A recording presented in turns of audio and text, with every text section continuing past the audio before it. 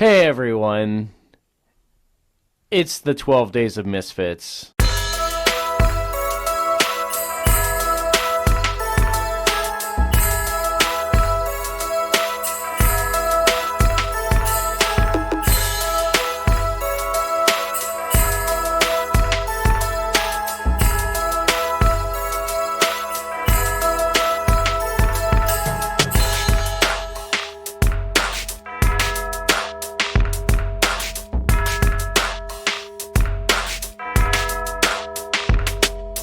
Hey everybody, welcome back. It is day 10 of the 12 Days of Misfits. We are into double digits. It is almost Christmas time. Rico is feeling good. He's got 9.5 out of 9. He's hoping to become the first rookie to hit 12. We'll see if he can do it or not. So let's just jump right in. Give me today's verse. What number are we doing? Let's go number 12. Let's go Number 12. So we are going to Daniel chapter 2. We're back in the Old Testament today. Daniel chapter 2. This is one that I have done a couple of different things on. We've done this once or twice already on 12 Days of Misfits previous seasons. We did this during the when we attempted to do the Daniel Bible study. We only got halfway through, but it's available over on Patreon for those that want to participate in the first 5 or 6 chapters we actually got through. But Daniel 2 is a fun one. I love this one. We'll see if you can get it or not. So we are going to start in verse 31 and go to verse 45. So little backstory, Daniel chapter 2. Do you know what's going on in Daniel chapter 2? We'll see if we can test your knowledge first. You know, I studied Daniel a lot. Again, my memory is horrible. I studied Daniel a lot, and the reason why I studied Daniel a lot is because I feel like he's able to rise up and in a land where people are not worshiping God, and they'll get it. Is I've argued before, Daniel is probably one of the most relevant books of the Old Testament for Christians in the West specifically. Yeah, and so I do study that, and I'm gonna cheat here a little bit. That's okay. It says Nebuchadnezzar's dream, so I'm assuming that which there's multiple dreams Nebuchadnezzar has, right? Yeah, this is the one specifically of the big statue, right? Yeah. Gold head, silver arms, bronze chest, iron legs, clay and iron feet, right? That's the dream, all right? So that's where we're at. We're starting in verse 31 where Daniel's going to go. Now, for those that don't know the story, this is part of the fun also. Daniel was not originally involved with this at all. Nebuchadnezzar called for the magicians and the diviners and everything else to come, but he was so freaked out, he wanted to make sure this was correct, that he wanted them to tell him the dream, not just interpret it. When they said, this is impossible, we can't do this, he orders for them all to be executed, including those not involved, which now gets Daniel and his friends involved. Daniel asks for a night to pray. He and his friends go off and pray. And he's like, all right, God's given to me. I got it. They go to the king. And the king says, tell me the dream. And Daniel starts out by saying, no one on earth can tell you your dream. But God. Which just cracks me up because I can't imagine the faces on all the people listening. Like, wait a minute, this is the very thing that just got us the execution order. And now you're saying the same thing. What are you doing? But then Daniel goes on after a brief pause for dramatic and comedic effect. He says, but God can, and he gave it to me. And this is what he says. Your Majesty, as you were watching, suddenly a colossal statue appeared. That statue, tall and dazzling, was standing in front of you, and its appearance was terrifying. The head of the statue was pure gold. Its chest and arms were silver. Its stomach and thighs were bronze. Its legs were iron, and its feet were partly iron and partly fired clay. As you were watching, a stone broke off without a hand touching it, struck the statue on its feet of iron, fired clay, and crushed them. And then the iron, the fire and clay, the bronze, the silver, the gold were shattered and became like chaff from the summer threshing floor. The wind carried them away, and not a trace of them could be found, but the stone that struck the statue became a great mountain and filled the whole earth. This was the dream. Now we will tell you the king its interpretation. Your Majesty, you are the King of Kings. The God of heavens has given you sovereignty, power, strength, and glory. Wherever people live, or wild animals, or birds of the sky, he has handed them over to you and made you ruler over all of them. You are the head of gold. After you, there will rise another kingdom inferior to yours, and then a third kingdom of bronze, which will rule the whole earth. A fourth kingdom will be as strong as iron, for iron crushes and shatters everything, and like iron that smashes, it will crush and smash all the others. You saw the feet and toes, partly of a potter's fired clay and partly of iron. It will be a divided kingdom, though some of the strength of iron will be in it. You saw the iron mixed with clay, and that the toes of the feet were partly iron and partly fired clay. Part of the kingdom will be strong, and part of it will be brittle. You saw the iron mixed with clay, and the people mixed with one another, but will not hold together, just as iron does not mix with fired clay. In the days of those kings, the God of heavens will set up a kingdom that will never be destroyed, and his kingdom will not be left to another people. It will crush all these kingdoms and bring them to an end, but it will itself endure forever. You saw a stone break off from the mountain without a hand touching it, and crush the iron, bronze, fired clay, silver, and gold.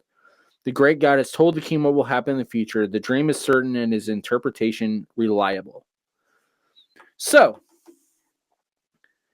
a lot going on here. Yeah, there's a lot. I just realized also that I have the wrong verse up, which is why I couldn't find it. So let's put the right verse. There we go. Daniel chapter 2. There we go. Okay. So this is Daniel 2. What are we dealing with? There's a lot here. It is, because I heard you said something earlier on, and I thought I had it, but then towards the end, I was like, nope, I think that's it. So hold on, give me 1 second to kind of browse back through this. We can walk through this one together if you want, and see if it pops back up. Okay. There was something specifically that was said that I was like, okay, I think that has something to do with it. Well, one, I heard Kings of Kings, right? But he was still talking about Nebuchadnezzar at that point. So let's do this, because this may help you. You're starting to do this, but you're already a step beyond where you need to be. So Okay. let's walk through the statue, right? All right. The head of gold represents who? Nebuchadnezzar. Specifically Nebuchadnezzar, and that's important for later on in Daniel. Babylon is not the head of gold. It is just Nebuchadnezzar, because Nebuchadnezzar is the one that God had chosen to take the people from Judah. Yeah. That's also why we see Daniel not respecting any of Nebuchadnezzar's descendants later on. Daniel has full respect for Nebuchadnezzar. Every time Nebuchadnezzar is mentioned, Daniel loves this man. No respect for his grandkids. Then after the head of gold, it says another kingdom. So now we're dealing with kingdoms is coming, right? Who's the silver? Do we know who the silver is? Hold on. Test your world history for a second. Yeah, I'm telling you, I've been through so many Bible studies on this, and I can't. Well, this is just world history. This isn't even Bible history necessarily. But the people I listen to, they bring in a bunch of world history. Right. But not Persia, maybe. It's the Medes and the Persians, right? This is Cyrus and Darius. Cyrus is coming in, and it says that Cyrus is going to be inferior to Nebuchadnezzar, which is interesting. That Persia is considered inferior just to Nebuchadnezzar, but yet Persia has a much longer reign than Nebuchadnezzar did. It's just an interesting thing that has nothing to do with Christmas. But then you go the next step down. After Persia comes another kingdom that's even less or even more inferior, and that is who? Okay, so we got Persia. I don't know. The Greeks, right? Alexander. Okay. Alexander and the Greeks come in, and then after Alexander and the Greeks comes Rome, right? Yeah. Specifically, though, it's the Roman Republic that comes in, because when Caesar conquers most of these places, it is still for the Republic of Rome. Okay. It's not till after he's done all this conquering that he crosses the Rubicon and names himself emperor, right? Okay. And when he declares himself emperor, now the Roman Republic ceases to exist, and now we have the Roman Empire, which is a mixed people. Yeah. It didn't, I guess one of his, his generals take over, and then they divided amongst some other generals. And then after we have that happen, so we that's world history. We know that actually happens. That it's well documented. We have proof, all of it. Good job. Way to go. Okay. But then what's next? It says that a stone that has never been touched by man is tossed from heaven, and it hits directly at the feet, and it does what?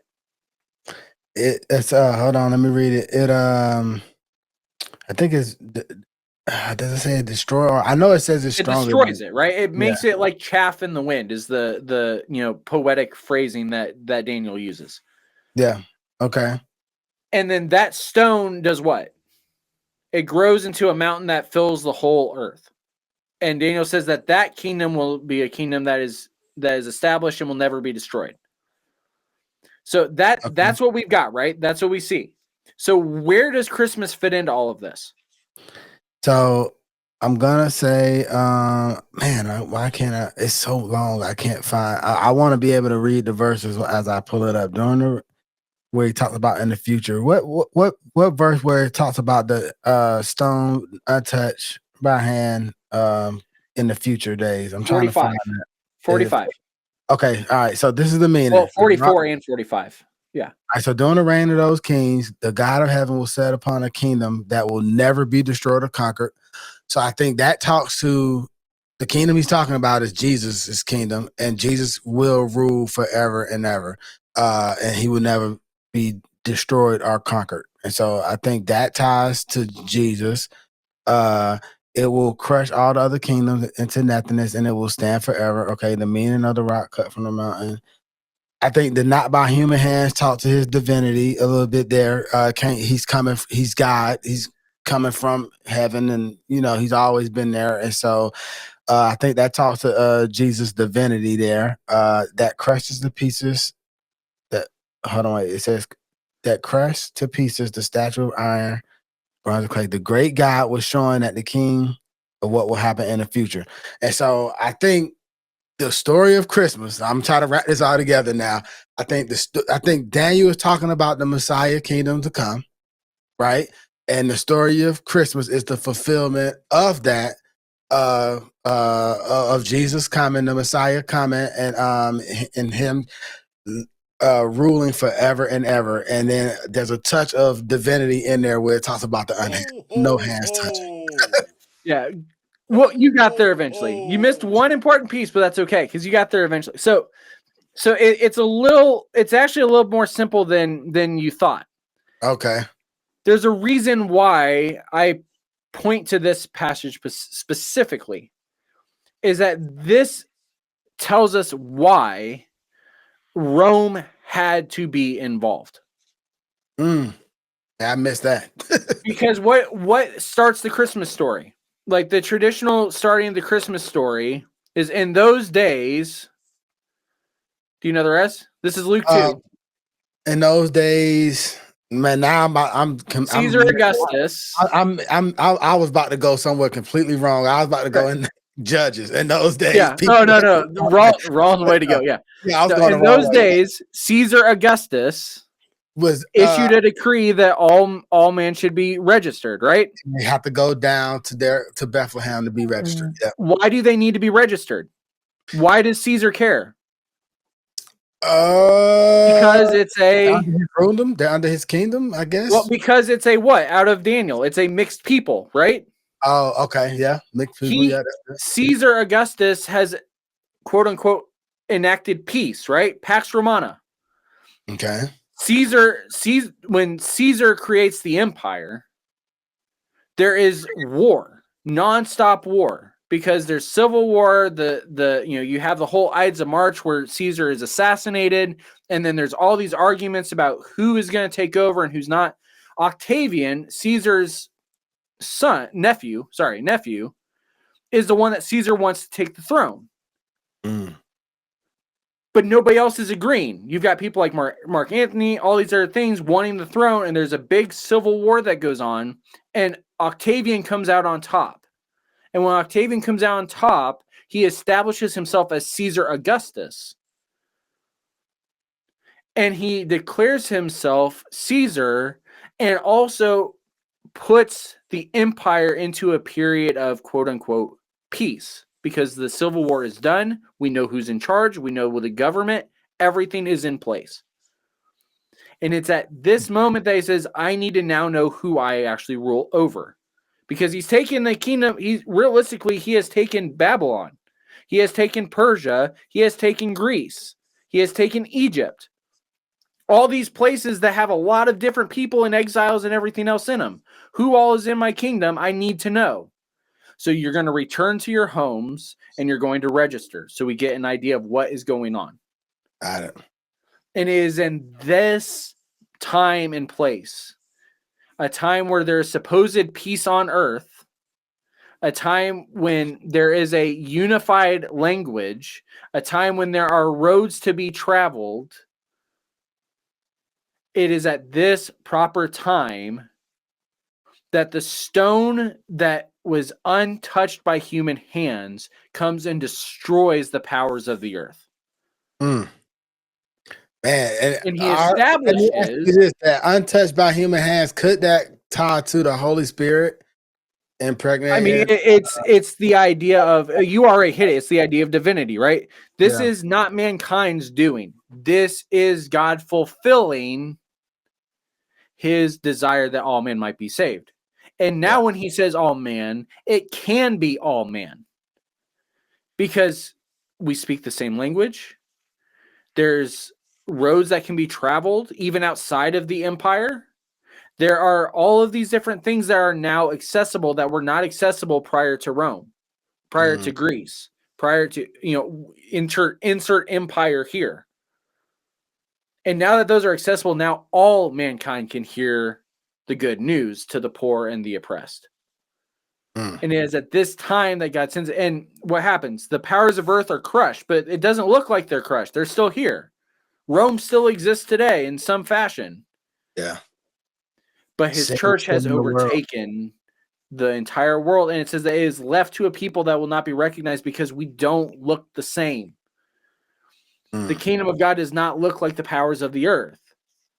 We fill the earth with actual peace and actual joy and actual love, and people don't recognize it. But it cannot be destroyed because all authority belongs to Christ in the first place. So you did get there. I'll say you did get there. It just took you a little bit, and you confused yourself because you were also trying to remember all the different things you've read and taught on and everything else. Which, again, is part of the fun for me. But you got there eventually. So, 10.5 points out of 10 days. Not too bad. We got 2 more to go. 3 more to go. I don't do math. Is it 3 more? 2 more. 2 more to go. And we will see if we can't get to 12.5 points maybe and set yourself up pretty good going into the holiday here. So, I got the double digits. Yeah. Come back tomorrow. We'll see how he does for day 11.